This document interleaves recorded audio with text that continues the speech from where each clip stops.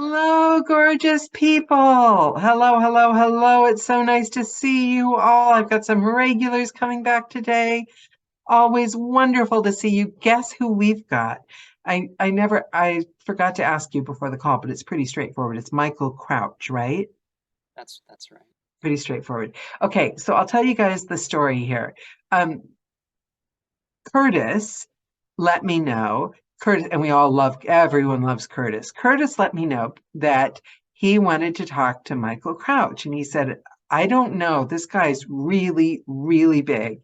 I don't know, if he's going to have time. And I was like, okay, no, let's meet Michael Crouch and everything. He's like, you really want to interview him? I'm like, okay, you do know we've got a full schedule, but I would love to. I'm always interested. Michael is like the nicest human being on the face of the earth. And you know what I love the most about you is every single question, you literally stopped and considered the answer. It's not something I'm very good at. I I tend to just say things. There's not that moment, and but I love people like that because you feel like they're receiving your words and they're treating them with care. You you take seriously your engagement. I mean, I might be wrong, but that's the impression I got that you take your engagement with people, what you say, your word seriously. And it was so nice. And I want to know about 10-year-old Michael.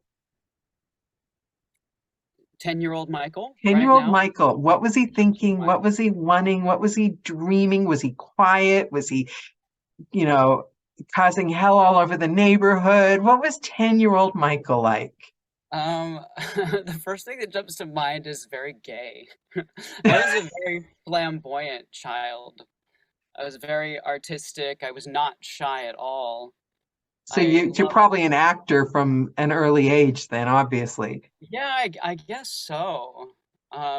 But before I like took any acting classes or anything, which I did start when I was young, like this company called Kids Acting in Austin, where I grew up.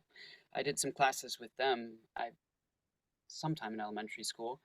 Um, but I would just love to just like dance around at the Dirty Dancing soundtrack, and I loved I loved Disney. I loved the Disney princesses and the Disney villains, and I watched those all the time and would act them out, and I love I had that. a lot of fun with that. So you had a rich imagine. Did your parents support your artistic endeavors? They did, yeah, Yeah. they did. I mean, my dad, with some of the quote unquote gayer stuff, like being into Barbies and stuff like that, my dad was supportive, I think sometimes begrudgingly, um, but uh, all things considered, he handled it well. But I mean, aside from identity wise, the whole, did you ever get that feel? Because I know with, no, I can't lie, my parents were both so totally flamboyant. I mean, even if they tried to, but they did tell us, the wanting you to be a lawyer or a doctor thing. At one point, I think my parents got really worried, and my father was like, couldn't you just become a dental hygienist? Did you ever have that concern, that feeling of like, get a real job, you won't be able to support yourself kind of thing? That never came up, really. I mean, definitely not when I was younger. Um, it was always just they supported my passions, and if that led to a career in that field, great. If it didn't, okay. Um, Were you like live in the moment, or when you were a kid, were you like, I'm gonna be an actor? uh, I think my parents, I don't remember this very clearly, but my parents do. When I was in kindergarten, I saw a play. There was an original musical version of the Velveteen Rabbit that this children's theater did. Actually, that company that I already mentioned, Kids Acting. And I saw it, and my parents say that right after I saw it, I said, I want to do that. So like you've always known since you were little. I That's what love they told that. me. And children's theater, that's how I started in children's theater. Your experience might have been different, but it was my first experience of like best friends. Like the people in the play were like, you're going to be friends with them the rest of your life. You just love them so. That first theater family kind of feeling. Did you get that in kids Oh theater? yeah. There's nothing like a theater family. That was my Yeah. first real tight-knit group of friends. Well, that I remember clearly. I mean, I had friends in different areas growing up, but that there was nothing like that theater bond. Yeah. My best groups of friends have all been people that I met doing shows or in college when we were in classes together doing theater.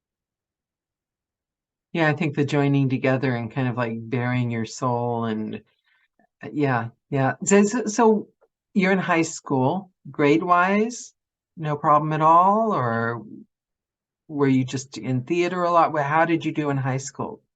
I did well in high school. I went to a private Episcopal school, college prep school. It was very challenging academically, but I did well. I was always more of a liberal arts English guy versus math and science, although I was decent in those subjects, but I never excelled in them. Um, I also did a lot of theater. My school had a theater program that they were to just started called Theater Focus, is what it was called at the time, and it was sort of like a mini theater major within the high school. And so I was a part of that. Lots of plays and musicals, and also outside of high school too. Is there was this theater company called Austin Musical Theater at the time, and I was part of a musical theater performing troupe that they had called the Junior Company. So it's Then in your blood. You were just, shows. It yeah. was just there was a lot of that. Did you have Don Quixote's windmill? Did you have like a lifelong thing that you've tried to change or that you've tried to overcome or that you've had? Me, it was my weight, living on diets 24 hours a day, judging myself and giving. Did you have anything like that? Anything that was like, "Oh, I can't change this or I can't do better, I can't," or did you just kind of approach things in a slow, steady way? Hmm. Well, Any challenges you've overcome? The hero's journey I'm looking for here, Michael. yeah. Uh, hmm. Nothing's really jumping to mind in that area. Thinking back through high school, middle school, in theater, this isn't so heroic. But like, I mean, one of my big challenges was I was never a dancer. I Hmm, I never had that. Well, I had a natural talent for movement for fun, but like when it came to learning choreography, like I just never had that natural spark that many a dancer does. Um, so that being in musical theater, that was that's a hard for me. I had I had to work really hard to pick up choreography and things like that. I was always more of an actor singer than a actor singer dancer or a singer dancer. At least you have the singing. I don't even have the singing. Yeah. It's I love musical theater, I do, but you must have seen the meme. There's that meme where there's the Zumba dancer and there's the one person in the class that's going the opposite direction of everyone Yeah, else. yeah. So so I've been there. when you got out, so was it like when you go into college and everything, was it dreams starting to form at that point? Was it a path? Maybe I'll go into theater, maybe I'll stay in musical theater. I'm trying to get to the when audiobooks came in. Oh, okay. So I was definitely I had the theater bug from like middle school straight through the end of high school. Went to audition when I did audition for when I applied to colleges. My one and only intention was to apply to musical theater programs around the country, and I did. And I ended up going to Ithaca College for musical theater, and I it wasn't until like halfway through college I was like, okay, I've been doing this nonstop for a long time, Yeah. and I just don't know if I love it that as much anymore. Or and then when I graduated college, it was like the question was, do I love it enough to build a life around it? And after a little exploration, I realized that no, I didn't love it enough to build a life around it anymore. Wow. Is that hard? Was that a hard realization? I mean, because your whole life was centered around it. I mean, Yeah, yeah. was it finding something else first, or was it there was a vacuum? I don't know. I'm thinking back to how it felt. I mean, it was hard. It was hard to make a decision, but in some ways it was relief to Mm, make that decision. Because when if you're trying to fight your gut instinct, and then you finally give in to it, it's like, oh, okay, I, I I'm not meant to be doing this. I feel it. I feel it. It's okay.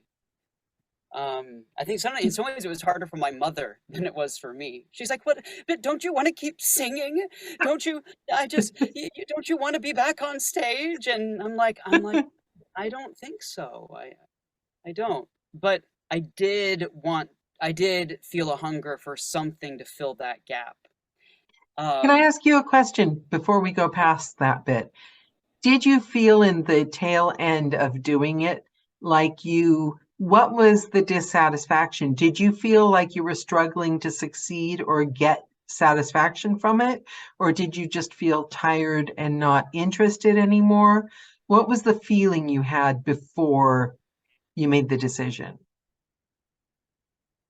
well, there were definitely struggles in developing my talent to that next level. I felt like I plateaued as a singer in college for sure. Acting wise, I got better and better. Ithaca was very much an acting based musical Okay. theater program. And that's why I sought out when I went there, and I got that. That was good. At the time, it was lacking in the other elements, though, with the music and the singing, at least I'll say. Um, and it's like I do believe that despite any challenges I had as an artist in that field, if I really, really still felt really passionate about it, I would have pursued it. Um, Yeah. but I just didn't feel that anymore. And whether I would have succeeded or not, who knows? That's not the path I chose. But And that's funny because maybe that is the answer. Maybe it's if you feel passionate enough about it, the success you wouldn't notice one way or the other because you'd have a passion for doing it. yeah, And and I think the guts comes in acknowledging to yourself. Sometimes it's hardest to convince ourselves of what we kind of know deep down. yeah. So where did you go from there? Straight to audiobooks? No, I started looking into just the general field of voice acting. Um, not knowing much of anything about it. There were some alumni from Ithaca who spoke to the seniors the year that I was a senior and talked to us about their experience in voiceover. And I had some of their emails, so I had that as a reference. And the first thing I did was I was just curious about it. Yeah. No one had said to me, "You have a great voice. You should do voiceover." Like you hear some origin stories. Um, and I just bought a book on the business just to learn more about it. That's Elizabeth Gilbert, isn't it? I think it's her. It's the most, the true magic, the true creative magic comes from a spark. That's where the best, not the one, oh, you've got a great voice, but the one Oh where yeah, you yeah, found something out of pure childlike wonder. yeah, yeah. I love that. That's the universe telling you, whispering in your ear. I'm a little bit of a romantic. Yeah. But Good. I believe that. I believe that's the universe whispering in your ear. Take a look at this. I like that. Yeah. Um, So I just learned about it, and that's from that book that I read that like the gateway for most people into the business is commercial voiceover. So I signed up for a intro to commercial voiceover class and just wanted to see how it felt. And I really liked it. There was something about working in front of the microphone that I found really cool. Yeah. And the more I explored the field, the more I fell in love with it. And you mentioned something, I think, about process versus product early, and Yep. was this was the key for me, is that for theater it had become, I was no longer in love with the process. I still love the product, as an audience member, of course, and also as a performer. I love that feeling of having done a great job and being applauded. But Yeah. everything in between, I didn't love anymore. But with voiceover, I loved just being in the booth and being in front of the microphone and exploring my creativity in that particular way. And it didn't matter if I had a boring as hell script in front of me. I liked the process of doing it and being a part of it. And that was a sign that maybe this is a path that I should follow now. And dare I say, you don't have to memorize the Oh yeah, that's lines. nice too. That's very Huge. I mean, nice. you do it, but there's always that fear of like, what if I go blank? You know? Yeah. Yeah. Yeah, Yeah. it's the funny, I haven't had to memorize anything in so long. I don't I think like I I take could it for granted anymore. now. I used to record. I used to read the script and I would read the other person's part out loud. And then I would read my own part silently. And I'd record it on a cassette tape and I'd stick it in a Walkman and I'd take long walks and I Mhm. would talk to the voice in my Mm. Walkman to memorize my lines. I did that too. You're reminding me. I did stuff like that too. It helps. You have to, you do anything you can. I remember that every time I do an audiobook, if I want to kind of whine, I mean, because everyone does with every job. I'm sorry, it's the best job in the world, but tell me there haven't been days where you're like, you know, and I Oh, remind of course. myself, I don't have to memorize lines. Yes. That's huge to me. Yes. It is. Okay, so you're doing voiceover. How long are we talking voiceover before you started noticing audiobooks? I don't know. I mean, I took my first classes in like '08, and then very slow. I kept taking more classes. I did a demo. I started freelancing with agents. Then it got to a point where I was freelancing with a bunch of different non-union agents at the time. Um, and so I was doing a lot of different auditions in casting offices around town, all before I ever booked anything. Then I finally booked something 6 years later after that first class, in 2014. Wow. No, no, I'm wrong. I'm wrong. Not 6 years later. Okay. It was 2011. 3 years later. It's Okay. That's still, because it was on April 14th, 2011. Like the 14 threw me off. I remember clearly because it was a big day. yeah. My first Yeah. booking. So no, sorry, not that many years later. 3 years later. For a Um, commercial, was it a commercial? it was a commercial. It was. It was actually like, I don't remember the original language. Maybe it was Spanish, but it was being dubbed into English, so it was dubbing for a commercial. Very cool. Um, yeah. So that thing, and then I started to book little more after that, and fast forward to fall of 2013. I'd been curious about audiobooks. I didn't really know anything about them. I had listened to them on road trips, um, but I'd never really didn't know much about doing them. So I took a class. I signed up for a class. My friend Chris Delane, who's a narrator, she had taken Paul Rubens' class. This is when he used to do a 6-week course met Yeah. once a week for 6 weeks at John Marshall Media. And she had taken his class and she'd done demos with him and she loved him. She said she just couldn't recommend it highly enough. We all So I love signed Paul up. Rubin. Oh, Like everyone loves Paul Rubin. He's I love Paul. Paul was my entryway into this work and this That's a business. good way to enter this work, isn't it, Yeah, though? yeah. So I step one, my introduction to audiobooks was taking that course, Wow. and I What did it. your first audiobook, do you remember it? Oh, very clearly.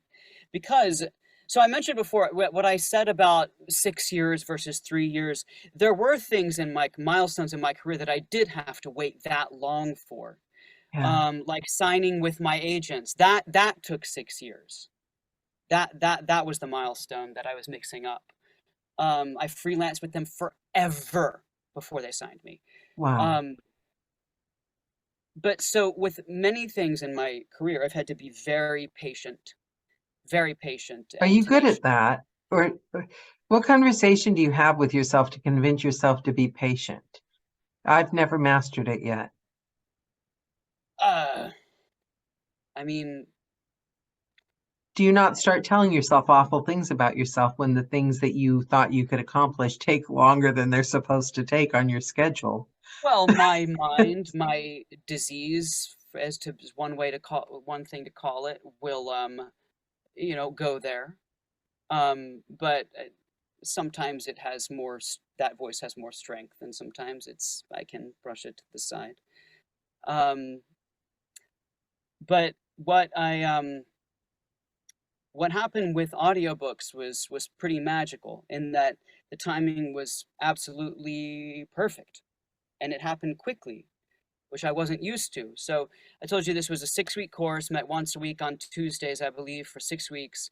And like between weeks 3 and 4, I got an audition for an audiobook through my agents that I still wasn't signed with yet, actually, um, for an audiobook for Random House. This was before they even merged to Penguin Random House. Wonderful. Um, and I it was an audition I could record from home, and so I was like, okay, I'm going to apply what I've been learning in this class to this audition. And I did. And then right after the class ended, I found out I got the book. It was just incredible timing. It worked out beautifully, and that rarely happens, but How it did did it with. feel doing your Oh, first book? wonderful. How did Oh, that well, feel? the well, the getting the job just felt great. The actual doing of it was great, but and it was very challenging. I mean, my Yeah. first audiobook, I thought we would have so much more time. In I studio, was thought, it in studio? yeah, yeah, They really push you because you're doing like 3, 4 finished hours in one day, aren't you? And it's your first book. yeah. Well, they took it easy on me. I know they gave me like normally now for this book, I think it ended up being like just shy of 8 finished hours. So now I would have, if I book it in an outside studio, they'd probably book me 3 days, maybe 2.5. This one I had like, I think they gave me 4 days. Oh, so that's Um, okay. That's okay. Because my first one was a 9 hour book, and I think I had like 3 days. And I'd never done an audiobook in my entire life or long form narration. So I just remember taking a break thinking, I think I'm gonna die. Like I was like, the cold flu hot drinks? I think I had like 8 of them. yeah, But I mean, you get used to it. But yeah, it's exciting though, isn't it? Your first book, it's like, I'm just having visions of like one of the days when just the continuous scrolling of the page after page after page after page, like it was just it's such a different feeling from anything I've ever done before. And it was a, it was hard. yeah, It it is was hard. nothing can prepare. I mean, I had thought about audiobooks and I knew they were long, but the reality of being in that position for the very first time and just being like, oh my God, it keeps going. It just, like, I remember that feeling. And And now do you not kind of like when people talk about voiceover and like acting in theater and you're like, and you love it and you do love it, but in the back of your mind, you're thinking, try audiobooks, mate. It's hard not to feel like a ninja because you know what I mean? Because it's so long. yeah, And it takes stamina. now I want to talk about something, and I'm going to try really hard not to put my foot in my mouth, just if no other reason than so that I don't have to edit out everything I say when it comes time for the. But I don't. To me, awards have always been. I've been when I watch TV. I don't know who the actor is. I know that a lot of actors and narrators analyze people's acting skills. When I listen to audiobooks, I literally forget there's a narrator. And my favorite, I like to lose myself. I still do what I did when I was a kid. And when I was a kid, the award shows preempted my normally scheduled TV schedule, and I was really annoyed. So I grew up hating award shows. I was like, these people are just interrupting my TV shows so they can congratulate each other. And so I did have attitude, but now I'm as Patria said in the last call, I'm a grown ass woman, and I need to start looking business wise at the whole awards thing and pay attention to it. And also, you got to wear gorgeous gowns if you win something. And I noticed that you were, and please don't be annoyed that I don't have the exact name, but you were voted like best voice in the entire world or something. You've got like a lifetime achievement voice or something. You've got like Well, a best lifetime voice. I'm really bad at the names. This is partly why I don't have any awards.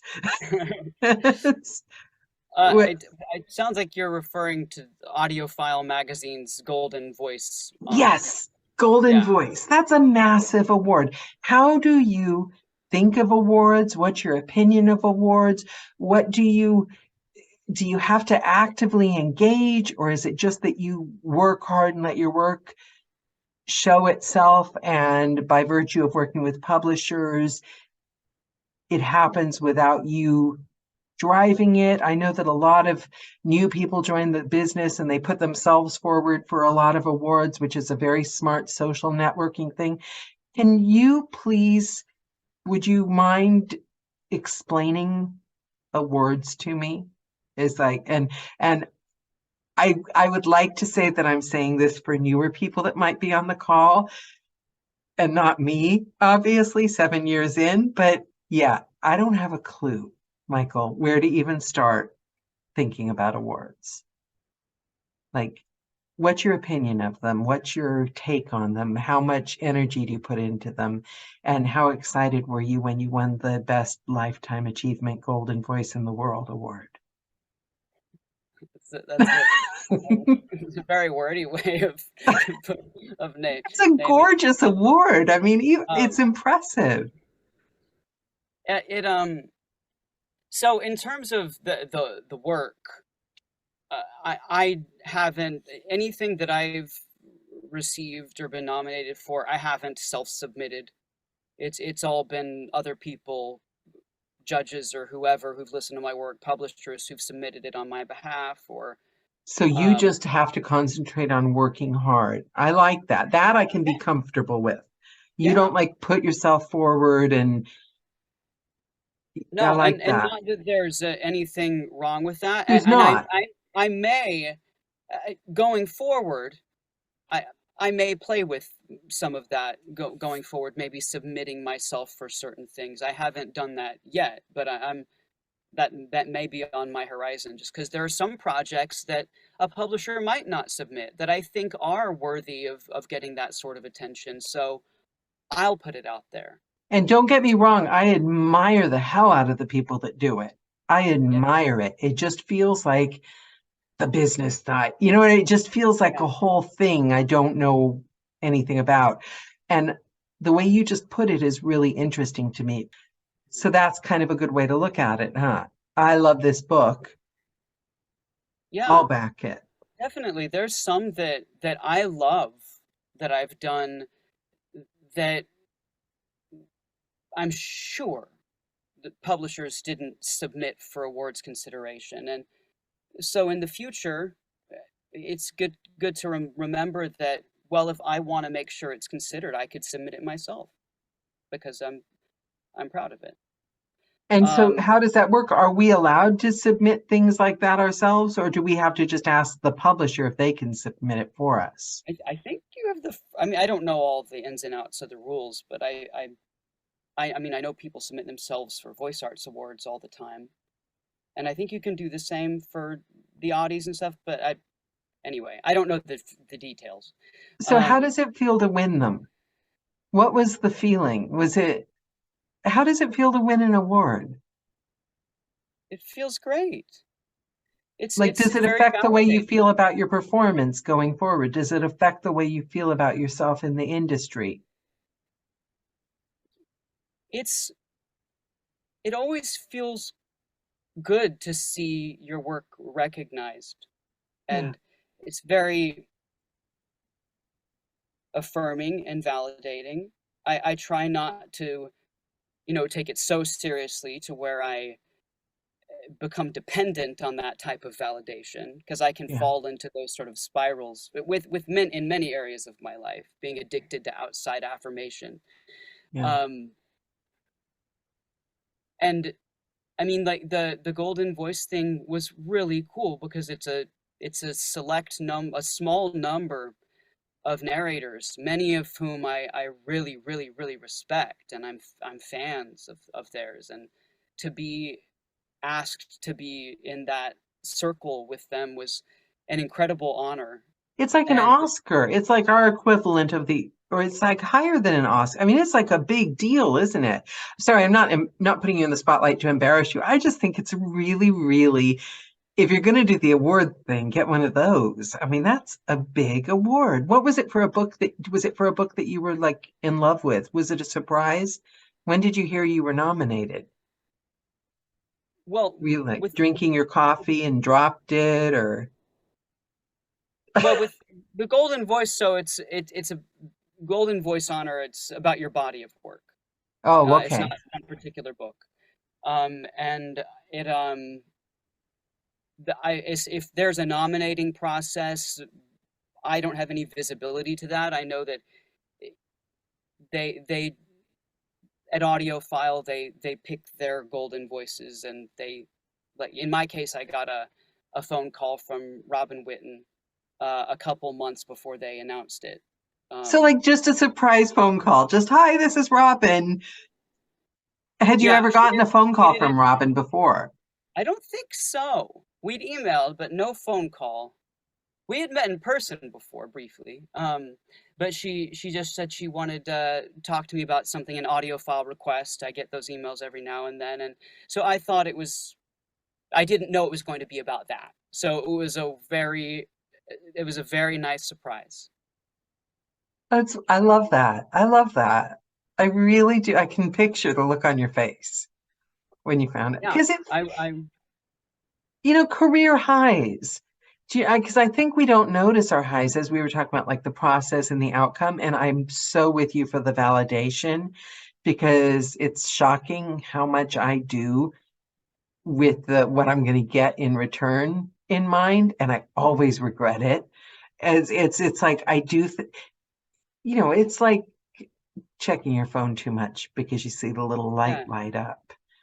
You yeah, know, and I mean, when I got that call, it was during a time when I was f- feeling really burnt out, oh, um, and isolated and frustrated. This was April of 2021, and so I was still recording. I had been used to going to outside studios for like 75% of my jobs, and then with the pandemic, I did everything from home for over a year, and this was part of that, nearing the end of that period, and it was not good for me. I was just very worn out. I was losing love for what I did. Um, and so it came at a time when I was feeling really insecure and vulnerable, and what a wonderful boost. you know what? That's funny you say that because I've had a couple of times like that where I just think, why am I, doing this? I must just be off. I think it's the nature of the job. It's the nature of any job. I know actors have it, but we're luckier because we can be employed as much as we want. So it's harder to justify feeling like that. But every single time I felt like that, right before I've gone down the rabbit hole, some book has come up that made me fall in love with it again. It almost feels like audiobooks, something always comes up. Just like a book comes up sometimes at just the wrong time of your life. Someone dies, guess what you get to narrate next week? It's but it also comes up at the right time, don't Yeah. you think? It's like we're Oh, I felt so that before, yeah. something wonderful could happen at any minute. We're one email away from something amazing. All of Yeah. us. I remember seeing some little quote, some meme type thing that said, "It is astonishing how short a time it takes for wonderful things to happen." And I love that. that's stuck with me because I've been in periods that you're just very similar to what you're describing, where it things are not in a good place, but then suddenly there's this email that everything flips around. And then there's another one. And then so in such a short time, things can change. And this can you apply to any area of your life, but I've Yeah. definitely experienced it in my career. But it's in there how you're feeling like, about yourself. And I'm not good at I'm not sure, but I think I remember from our conversation before that you're a bit better at this. But those pillars, exercise, get enough sleep, have a balanced life, you know, Mhm. I'm not so great at those pillars. Yeah. So I'll always record instead of anything else. Not good because Yeah, you burn I'm out. yeah, I really the older I get, the more I value balance in all areas of my life, including in my career. I'm not always in a position where I'm totally flooded with work. They come and go, those periods.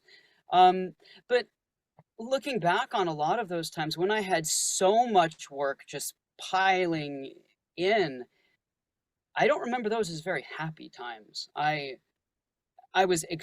remember being exhausted and also stretched thin, feeling like I couldn't put the amount of work and devotion to each project that I thought it deserved because I was stretched so thin. And I don't like that feeling. So Yeah, yeah. balance is key.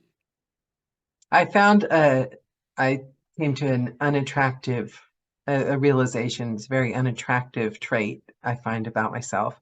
When I give myself extra time, I somehow scrunch it up so that like I Yeah. don't, I somehow keep myself at that level of discomfort at all Yeah, yeah. times. Um, Interesting. not a good trait. So what do you dream about with audiobooks, with career? Do you do goals? Do you just have dreams in the future, or do you have a vision of like a lovely cottage somewhere by the sea someday? Or what do you dream about? What's next for Michael? Guys, I haven't forgotten, quirky questions are welcome. Definitely throw them at me. We don't have Barbara today, but I know a couple of you here won't let me down. Oh yeah, I forgot to mention the quirky questions. Just trust me on this one. Okay. Yeah. So go ahead. What do you dream about, Michael? The thing is, I lately it falls along the those lines of balance, like I was just talking about. I think there are periods when I've dreamed of being very busy all the time, and but that's not where I am right now. I'm kind of in sort of this, for lack of a better term, like midlife crisis mode in my life, where I'm sort of reevaluating my priorities, and uh, I've been reminded, there's so much of life to experience, Yeah. and it doesn't have to be eaten up by my career. I, in fact, too much career will get in my way. right now. That's how I've been feeling. So I I would love to continue to explore that beautiful word, balance, where I have just enough of to sustain me and to do well, but it doesn't overwhelm my life. And then when Yeah. it is slow, to really savor those times to experience other things in life. I've been doing a better job of that lately. Yeah, it's not because being type A isn't, I always thought it was a good thing, but it's not. I've the other night I was literally up doing that, like Googling how to stop having an anxiety attack because like I push myself too much because I'm not good because what I noticed is when I have days off, I'm freaking out. I was like, not a good thing. I worked in corporate offices too long. I'm used to the feeling of pressure. And so now I'm like What makes a you worse freak out? um just a general feeling of I always have it. I always have a general feeling if I'm not doing enough. I have to Yeah, do more. There are not yeah. enough hours in the day. I do have my life scheduled in 15-minute increments till I'm 100. So I'm Oh, having a feeling that the schedule whoa. might be causing me problems. It's, I've had it since I was 8. I've always had my life scheduled. But I think Wow. in this job as a freelancer, I'm not a very good boss to myself, right? Like I think they ask you the question, would you treat a child the way you treat yourself? Would you like yell at them the minute they woke up first thing in the morning and say, "Why did you sleep so late?" Yeah, you But a sound like lot a of people do it. therapist. A lot. Do you not have an inner voice that tells you horrible, awful things? Oh my God, of course I do. Yeah, Of course. yeah. Mine's name is Trevor. And he never shuts up. Yeah. But Oh, absolutely I do. Nancy wants to know your favorite childhood cartoon. Ooh, I loved He-Man. I remember loving He-Man. I I have the like action, He-Man. and I know there are others. I loved watching cartoons. That's just the one that jumps to mind, I think, specifically because I really loved my action figures too. They were a vivid memory. Also Cereal, loved the Ninja Turtles. Saturday morning cereal cartoons. Oh yeah, Yeah. yeah. What was your favorite cereal? My favorite cereal, like breakfast cereal. Yeah, for your cartoons. Oh, I remember watching cartoons with pancakes. Um, Oh, wow. Cereal, Lucky Charms. Oh, Or I'd Cinnamon Toast kill for Crunch Lucky too. Charms. You know, we can't get them anymore in this country. Really? They Why? up until like a month ago, I was able to get Lucky Charms. All the good American stuff they've stopped. Okay, Kim wants to know, have you ever been tongue-tied, total fanboy around a celebrity? And if so, who? Um, One time that's jumping to mind is so she's not that famous, but she was famous in the Broadway world, and especially to me when I was 12 or so when I met her. This singer Linda Eder, who is was in the original production of Jekyll and Hyde. Oh, She's wow. an incredible singer, incredible vocalist. I saw her in the touring production of Jekyll and Hyde when I was like, I think I was about 12, and I waited at the stage door with my mom to say hi to her and to I love your mom. pray. Oh, she's amazing. She's Did amazing. she want to be, did your mom want to be in musical theater when she was young? No, no, No. no, no. No. It's funny to imagine her on stage. She's very expressive, but she's never really kind of honed her skills in into She that was just field. happy for you. I love your mom. Yeah. I do. She's wonderful. But I was gonna say something to her. It just I don't know what, but she walked out, and it didn't help that she's like 6 feet tall, which I didn't expect, and also she was on a step, and so I was down the step, and so she just seemed to me like 7 feet tall, Wow. and I was just so starstruck I could not get a word out, and my mom did all the talking for me, and being a bratty little kid afterwards, I'm like, Mom, why didn't you let me talk? And like she just Wait, how you old were did all the you? talking. How old were you? 11 or 12 or something like that. But that's the one time I can very clearly remember being so starstruck that no words were coming to me at all.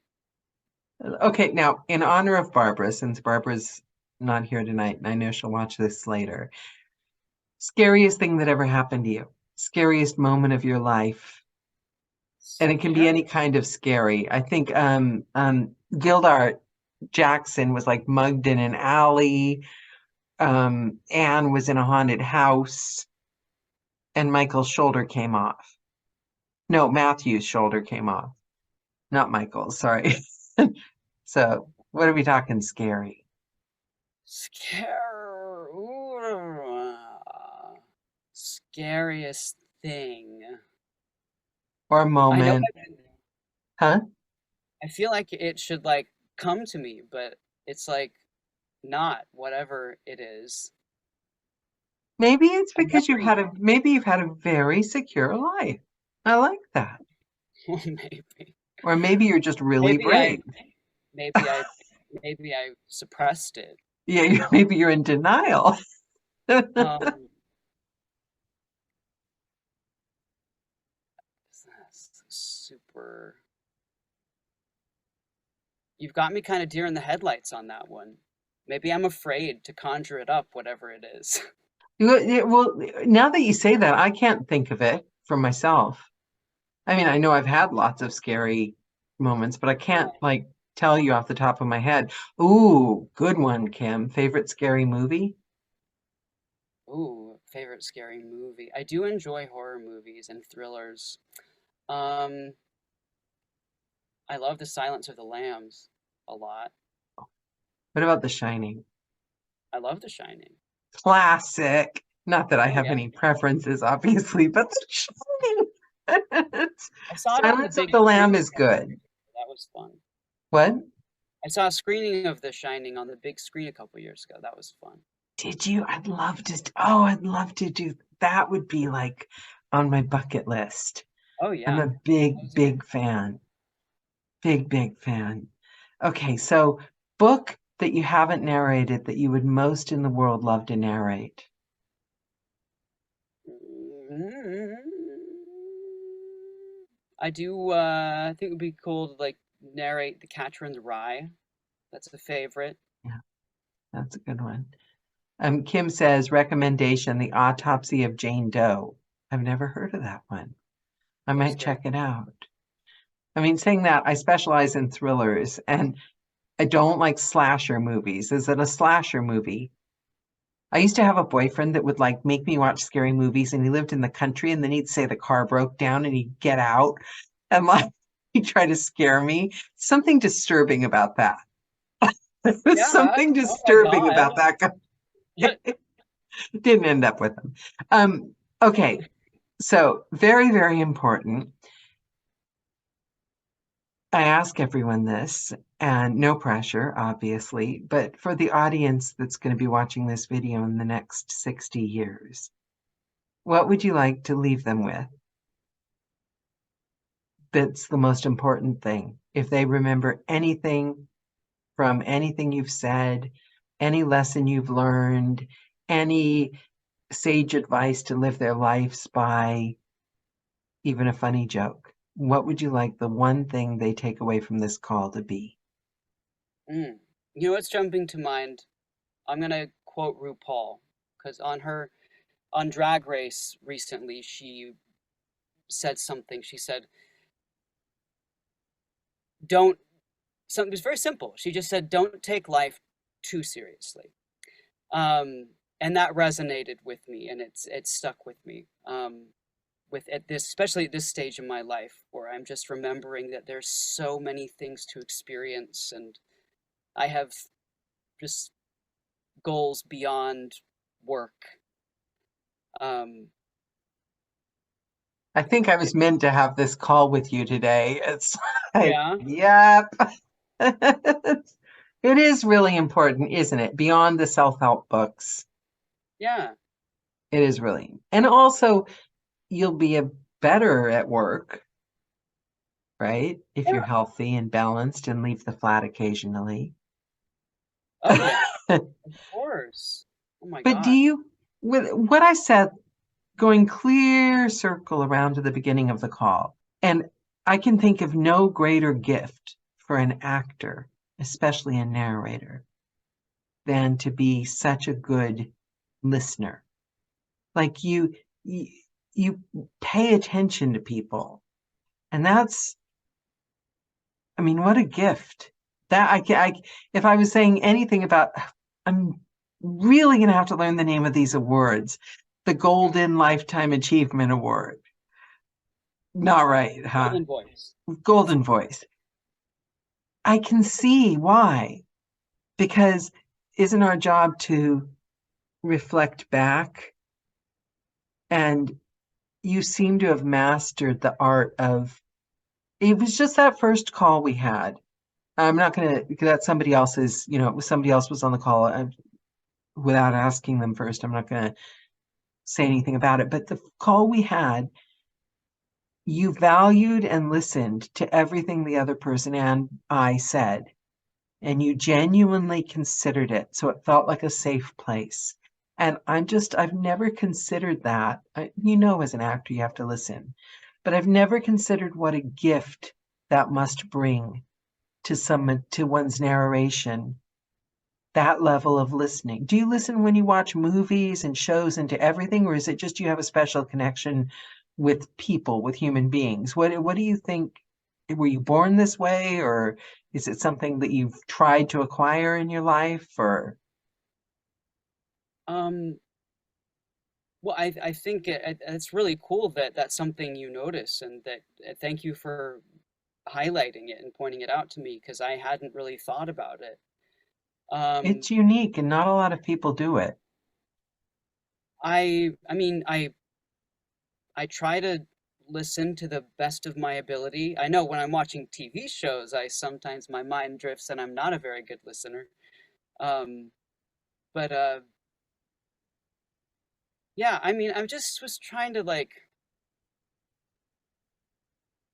there's just something special about just like actually just like sitting and connecting with someone. It just as simple as that. Like Yeah. with all the industry events that just happened, like here in New York, APAC and the pre-APAC social and the Audies, finally in person again, all of those. Like I went into those with like my only goal.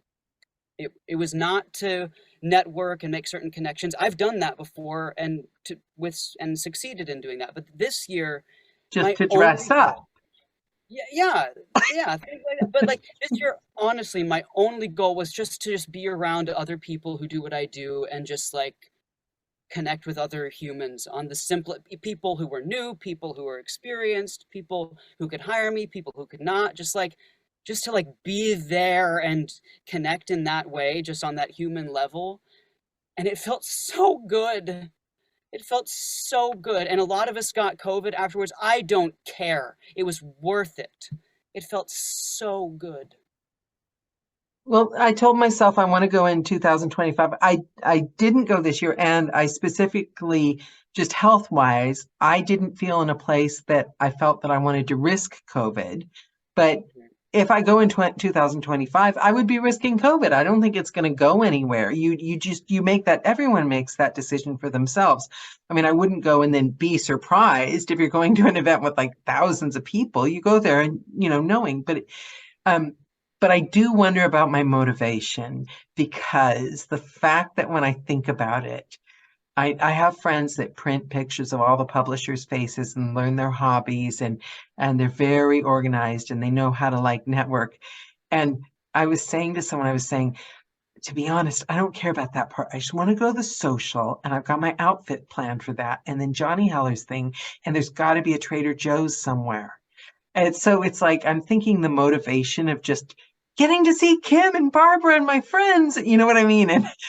And and dress up. Probably not career advancement, but I think there's a place for getting to see your friends. Oh yeah. and having Absolutely. fun. Yeah. And And the nice thing is that a byproduct of just being there to just be real and connect with people is, in the process, I did end up getting FaceTime with producers I hadn't met before yet. It well, just all that's happened nice. organically. Yeah. Yeah, because I went to one in London, the first and last one I went to. I really need to kind of start doing this stuff. But it was everyone was just standing behind the one publisher with their business cards and they're shaking hands, like Yeah, sweat dripping off their heads, and she was looking frazzled. And I just can't. I just can't. That energy feels you're at a party. I mean, it it's a doesn't sound party. fun. Yeah, I've been there, and it helped this year. It it totally helped that, like, I've done this for years. Like, yeah.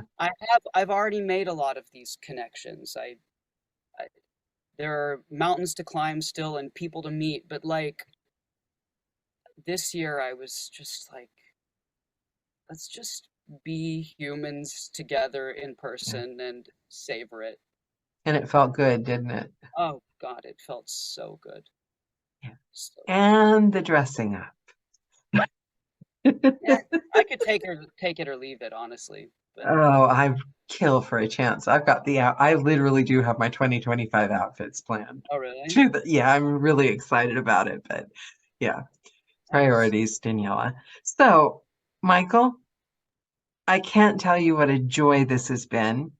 I uh, I'm so thank you for taking the time to meet with us. I just knew talking to you that there's something about your energy.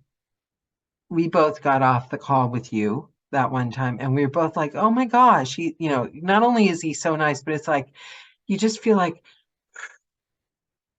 I'll take a breath now. And that is wonder Nice. and you delivered it on this call as well. This will be the call people will go to if they're stressed out or worried or feeling burnt out. Just to be around that energy. I think that energy is gonna, you know, That's wonderful. yeah, it's gonna make all the difference in the world. And maybe someday we will run into each other at APAC. That would be great.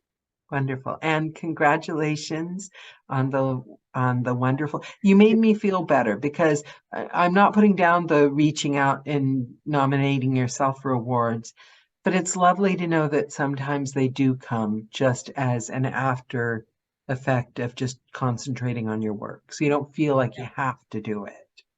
yeah. Yeah. So that's lovely. Thank Thank you, you for having everyone. me. Mwah! You're all wonderful. Bye, Michael. It's been fabulous. Bye.